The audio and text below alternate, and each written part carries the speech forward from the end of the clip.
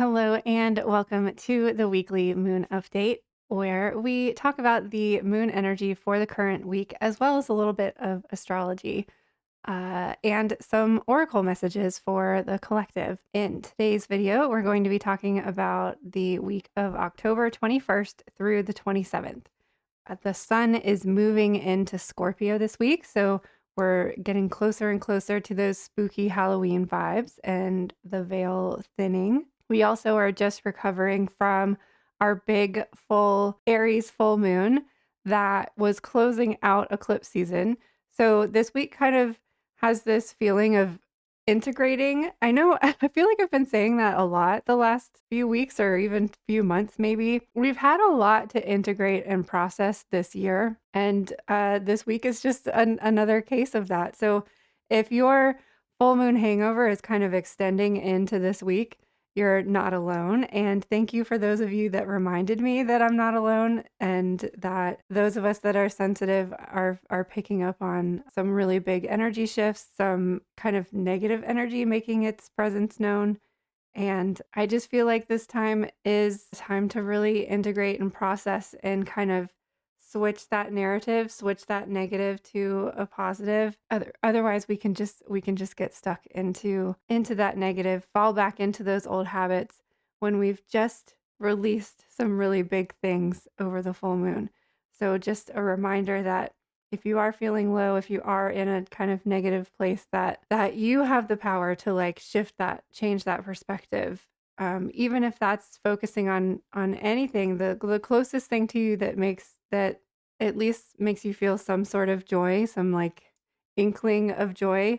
I'm holding a little angel heart with me as I'm filming this, and angel gemstone as I'm filming this, and that reminds me that I know I'm always saying this, but Abraham Hicks always says that it only takes 17 seconds to switch from that negative energy to a positive energy.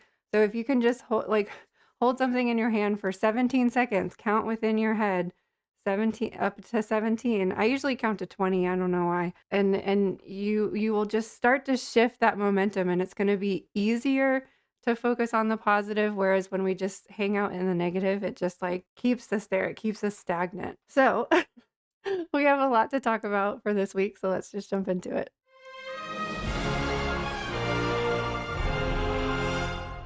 So speaking of different polarities and talking about one or the other, we're starting off this week with Gemini, with a Gemini moon, and that gives us the ability to see both sides of the coin. Both of them are true. That negative energy doesn't just disappear when you're focusing on the positive. It's just your attention is on the positive. So the beginning of this week might have us kind of looking back at like the person. I've kind of actually been noticing when I was in meditation yesterday.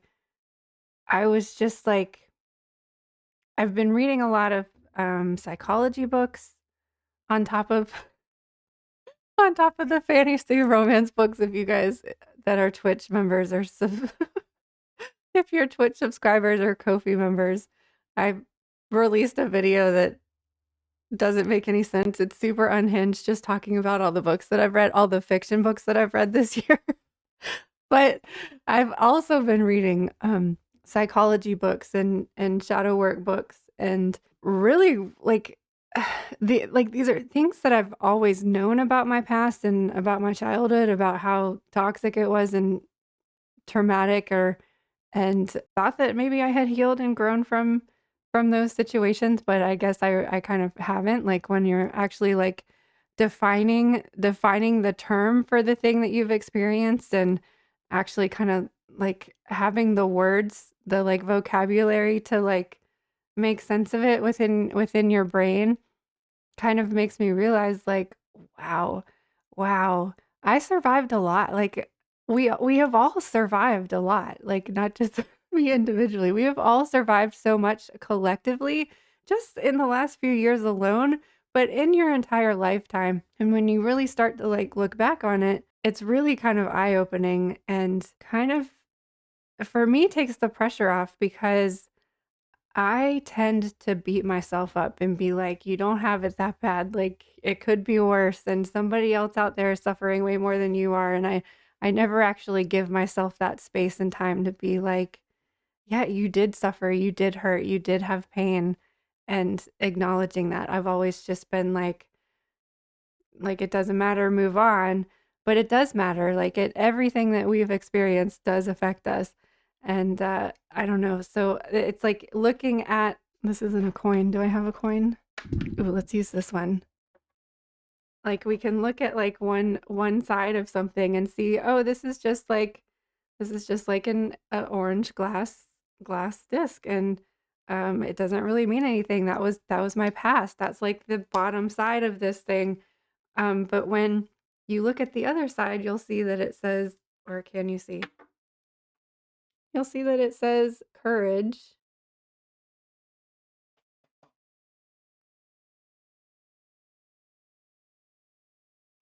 It says courage, and when you, like, look at that other side of the coin, you might recognize, like, "Wow, I really did survive a lot. I survived a lot. I don't know if it's just because now I have the vocabulary to define, like, what what that trauma was or what, but anyways, I think we're in this reflective period after the full moon, and that gives us this Gemini energy gives us the ability to stand in the present, where you are now, who you are now, embody who you are now, but also look at that other part of yourself that was, and examine it, learn from it, grow from it, while still maintaining and being the other side. Like we are like we have two sides. Well, we have more than two sides of us, but like who you are now versus who you were then, totally different people. Look how much space has been in between there. It's not two-dimensional. There's so much has happened in between there, and so much growth and so many lessons and so many good things too, if that's something that you wanna look back on, if that's, like, your focus on joy for the day or the moment or whatever, finding something in your past that did bring you joy, that does make you feel happy, and being happy about it, not looking back on something that used to make you happy and feeling sad because it's not there anymore, looking back on it and appreciating it for, "Wow, I was really happy then, I'm really grateful for that time." And I've probably been talking about this for more than 17 seconds, and hopefully our momentum has shifted into a more positive flow instead of a negative, bogged down, heavy, dense energy. So we're only in Gemini energy until around 7 o'clock this evening, and we're moving into Cancer. When I saw that we had a Cancer moon this week, I'd felt so much relief because I was like, all this weekend I've been like trying to push myself to like do something, like get up, like stop feeling this way, stop feeling so negative. And when I tried to shift into the positive, it just more negative came, and I was just like, what is happening? And again, just not allowing myself that space to just feel and be and experience whatever negative emotion that like you're processing. And a Cancer moon day is time that we can do that. I don't know what it is about the moon, but I always give myself permission to do whatever it is that the moon is asking for that day. I don't know. It's just like I hold myself I feel like if I, like, let go of control of myself that, like, I'm literally just gonna float off into the clouds, and, floating off into the clouds doesn't pay the bills. It doesn't keep a roof over my head. So a Cancer moon is a time to reflect on yourself. How are you feeling? What are you feeling? Experience that feeling and give yourself the space to do that, and give yourself whatever it is that you need in that moment, whether that's I need to rest, I need to drink more water, I need to eat something healthy, I need to just cry, I need to scream, I need to do some yoga and get some energy moving and flowing within my body, need to meditate. Like, what is it that you need to do to make yourself feel better? And we have 2 whole days where we're in Cancer every month where you can give yourself that permission, even if you feel like you don't have the time. Look at the 2 whole days, 2 24-hour periods, and then early Thursday morning we're moving into Leo. So moving into Leo energy is going to reignite that fire. We had the fire Aries moon, and now we're moving into an Aries Leo moon, which is very different energy. Aries is all about activation and movement and burning and transforming and transmuting. And Leo energy is more about, like, I feel like shining your inner light outward, like projecting it outwards. So finding, like, we've burned away so much with the Aries full moon. This Leo moon can help us find the spark within us. What is going to inspire us to keep going? What is going to motivate us to move forward? What is something that you love about yourself? Even if that's recognizing, like, oh, hey, wow, I was really courageous. Like, I've been courageous my entire life and I didn't even know it.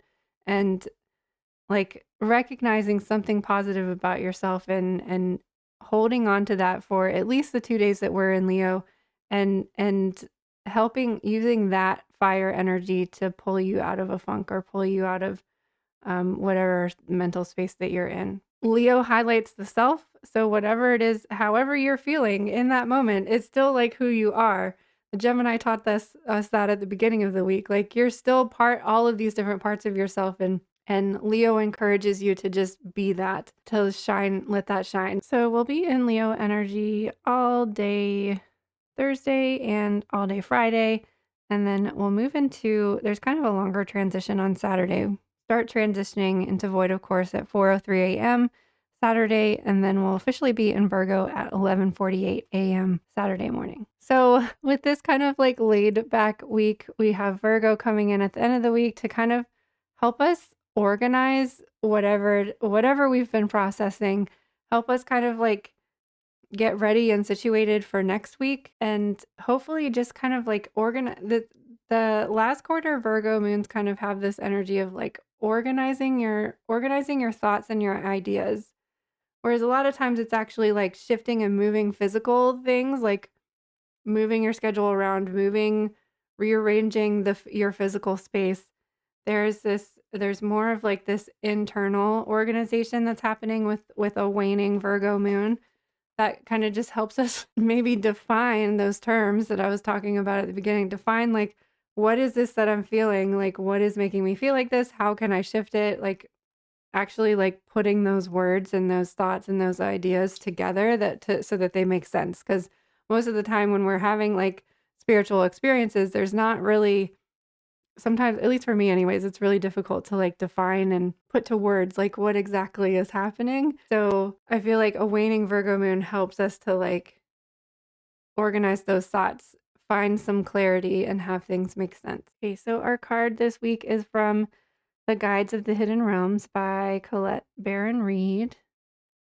So the true source of power, the key concepts are divine will, integrity, being aware of your impact on the world, power versus force, and self will run amok. That's an interesting phrase. Self will run amok. When true power is expressed, it is beautiful to experience. It is not an act of self-will, but a channeling of divine will, where you are fully in service to a higher calling. It is a true surrender, a self-forgetting, with access to the transformative power to make such an extraordinary change. There is a profound and simple prayer that illustrates this. Thy will be done through me. Relieve me of the bondage of self, so that I may better do thy will. I surrender my will to thine. Use me as thou wilt. Amen. It reminds us that we are all here because the universe needs to experience life through us. Trust in the invisible world and remember that your personal efforts or what you see in the material world are not the source of your supply. When you remember God or spirit or the conscious universe or whatever you choose to name divine intelligence is the source of your supply, you will see the synchronicities drawing forth abundance beyond your imagination. You are being invited to remember this sacred technology now. Surrender your wants, goals, and desires to a higher power and watch the miracles unfold. Keep walking and trust with all your heart. Wow, so many things about this card. I love the prayer. I think I personally always forget to not use my own energy source for the work that I do in the world. That's why I use Reiki for everything, just because it connects me to a light source. And that's just my kind of reminder to, like, I'm not using my energy, I'm using Reiki energy.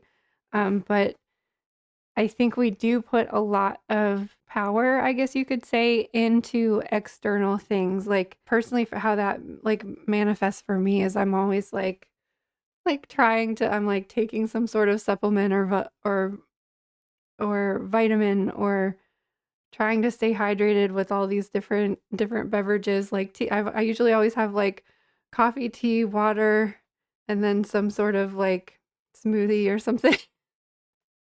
And it's like I'm like, these things are gonna give me energy. These things that probably don't do anything for me except for maybe hydrate. It's gonna do anything for me.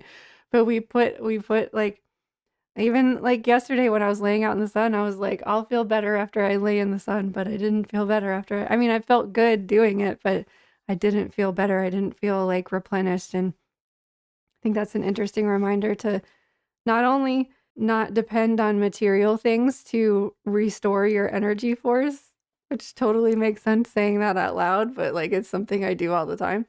And also the prayer of just like trusting and allowing the universe to work through you, and not actually using your energy to like do the thing. And it's interesting. I do feel, at least, I don't know why this is affecting me so personally, but I feel personally of there was like briefly in September, I felt like I was really connected to like my own power, and like I had unlocked this thing that like was going to allow my energy to like flow more freely and not get so bogged down, and it's stuck again. And I'm just like, why? How did this happen? How did this get stuck again?